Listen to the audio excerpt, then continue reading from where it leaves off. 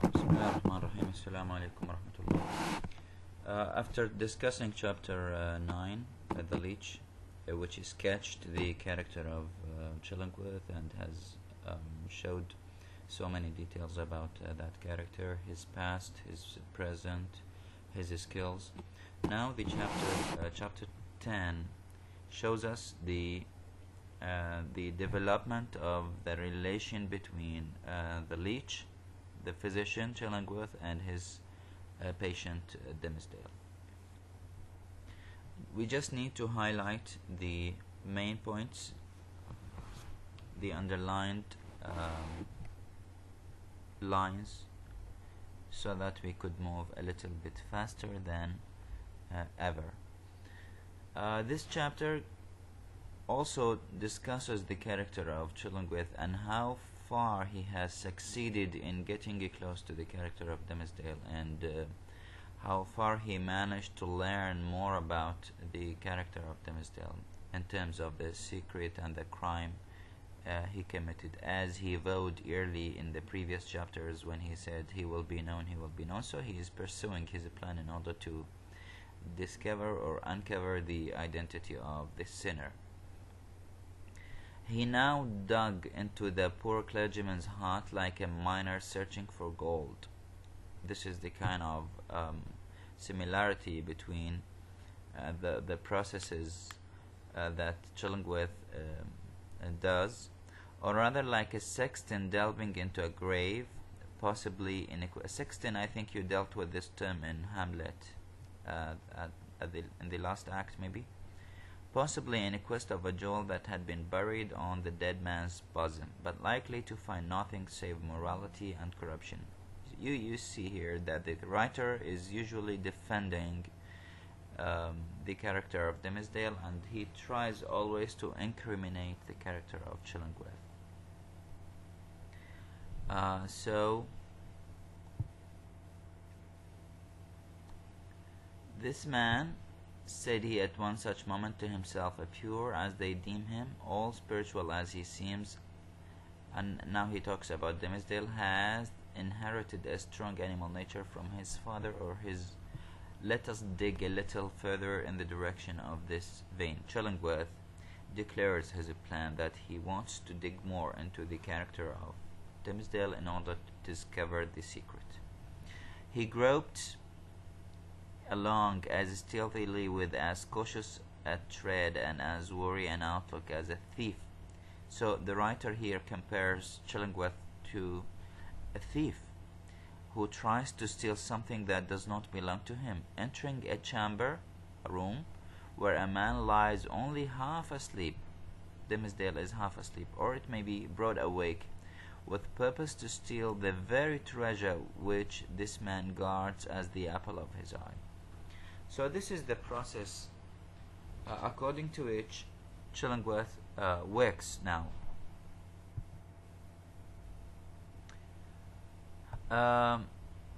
Here Dimmesdale would perhaps have been or have seen this individual's character more perfectly.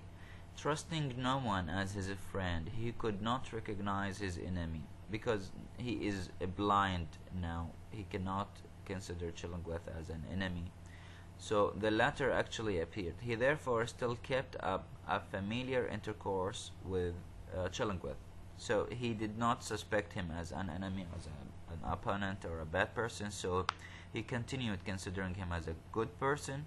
That's why he never drew borders or lines between them. So he used to take a kind of relationship with this person, daily receiving the old physician in his study, visiting the laboratory, and for recreation's sake watching the processes by which weeds were converted into drugs. So they were just having like a social relation, just like friends or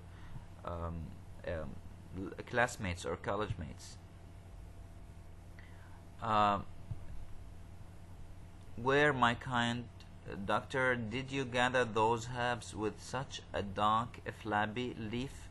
He describes the leaves of the plants that the physician gathered, and they seemed to be black.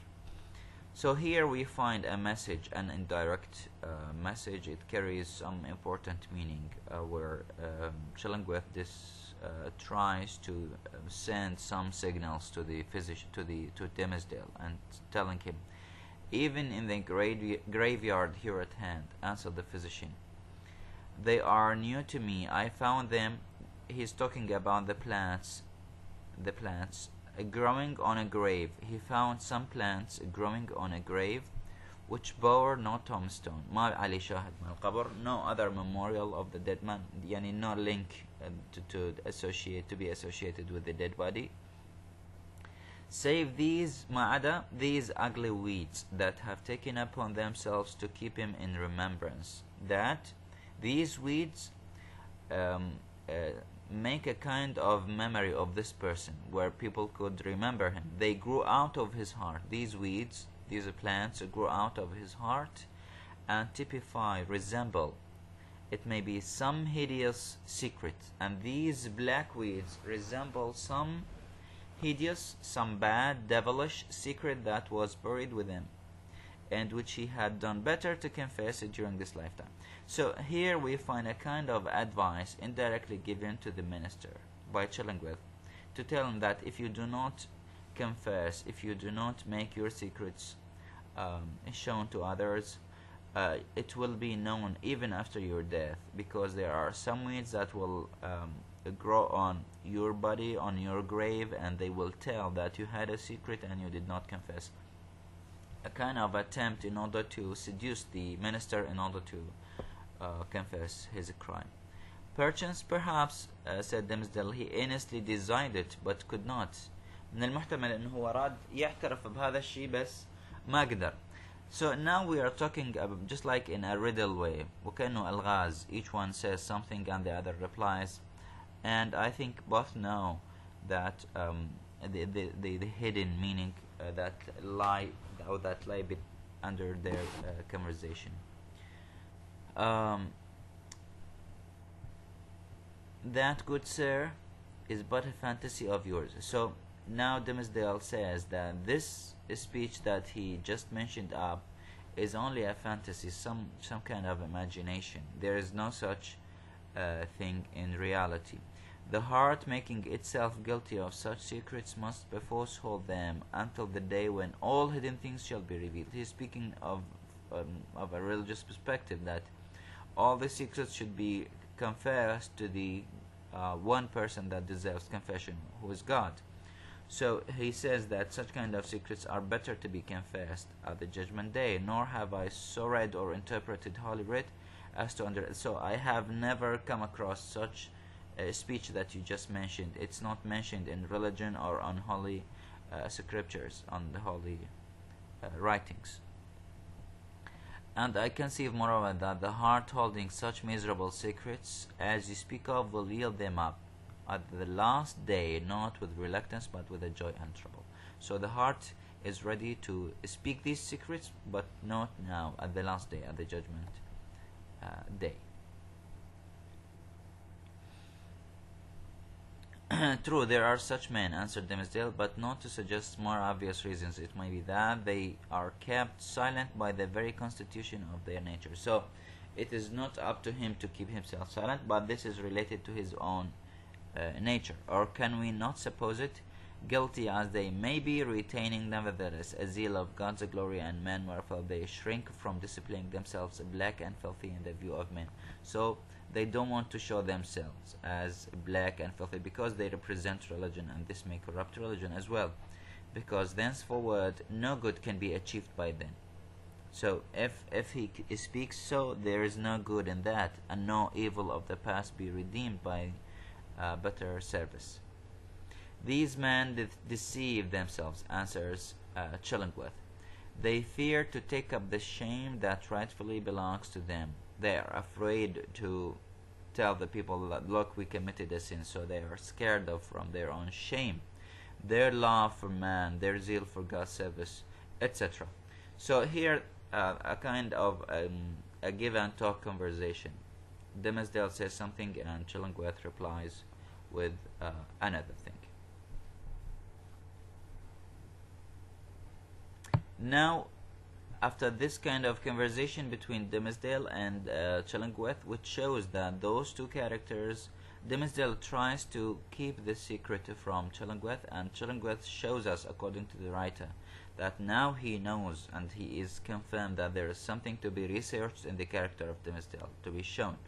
So within this kind of conversation appears the character of Hester and Little Pearl in the forest, in the nearby forest, and Little Pearl posed to gather the pricky bells from a burdock, kind of flower or tree flower, which will grow beside the tomb. Taking a handful of these, she arranged them along the lines of the Scarlet Letter.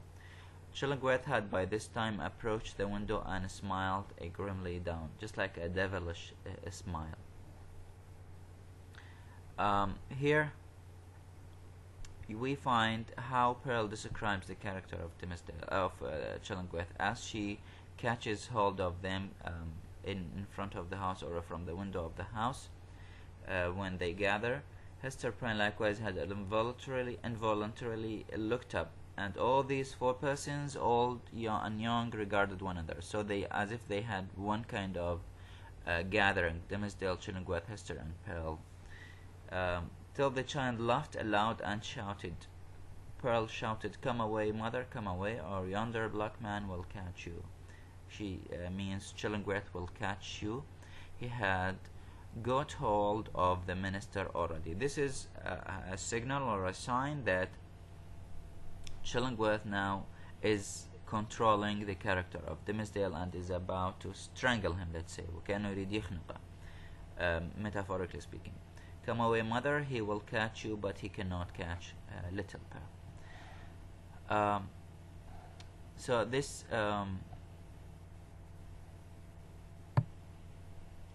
the Chillingworth tries to convince Dimmesdale indirectly in order to confess his sin. "Still, methinks it must needs be better for the sufferer to be free to show his pain." The sufferer, the sinner, it's better for him to show his pain, as this poor woman, مثل هذه المرأة. يعني he's talking about the adulterer, the partner of Hester, than to cover it up in his heart. It's better to show his crime than to cover it up in his heart, indirectly telling Dimmesdale to confess.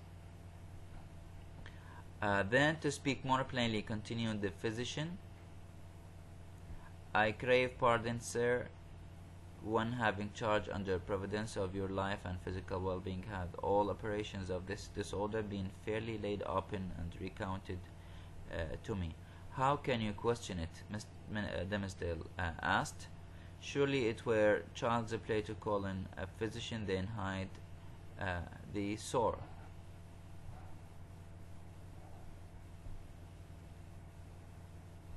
So here a kind of discussion between Dimmesdale and Chillingworth. Chillingworth asked Dimmesdale to reveal all his problems, let's say the internal problems, in order to enable Chillingworth to treat him and help him recover from his illness.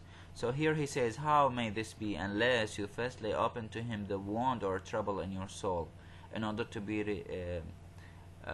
recovered or to be healed?" No, not to an earthly physician. Dimmesdale says he will confess and show his problems, but not to the physician, the earthly one, but to a holy one, to the physician of the soul. He means to God. Here Chillingworth tries to show that now he has more things to discover, a strange sympathy betwixt the soul and the body. While Dimmesdale rests in his house, in his room, and had a kind of sleep, Chillingworth, without any extraordinary precaution, came into the room. The physician advanced directly in front of his patient, laid his hand upon his bosom, the bosom of Dimmesdale, and thrust aside the vestment, البدلة مالته, and that hitherto had always covered it, even from the professional eye. So he tried. I'd like to jog your memory here or remind you of something, that Dimmesdale always keeps his hand over his heart. So Chillingworth had a kind of information that this kind of hand is covering something not to be seen by others. So while Dimmesdale sleeps, he came and opened his clothes and tried to discover what is there on the skin of Dimmesdale. After a brief pause, the physician turned away, but with what? A wild look of wonder. He was wondered, joy and honor, because he thinks that he has discovered something. This will be fairly discussed in the next chapter. It will be the topic of chapter 11. So this chapter now shows the development in the relationship between Dimmesdale and Chillingworth, because now they live in one place. They discuss more about herbs, about others, about some religious topics, like consent to confession and other things. Their characters, of course, develop further. Dimmesdale is shown weaker because he is about to lose all his powers, and he asks the physician to help him regain his powers, and Chillingworth gets darker and darker according to the description of Pearl. More hints by Chillingworth to push Dimmesdale to confess. He tries to send him signals in order to confess his sin, as we have seen. And finally, how Pearl described Chillingworth as the black man who has already caught Dimmesdale and controlled him. This is the content of chapter 10. Sorry. Thank you.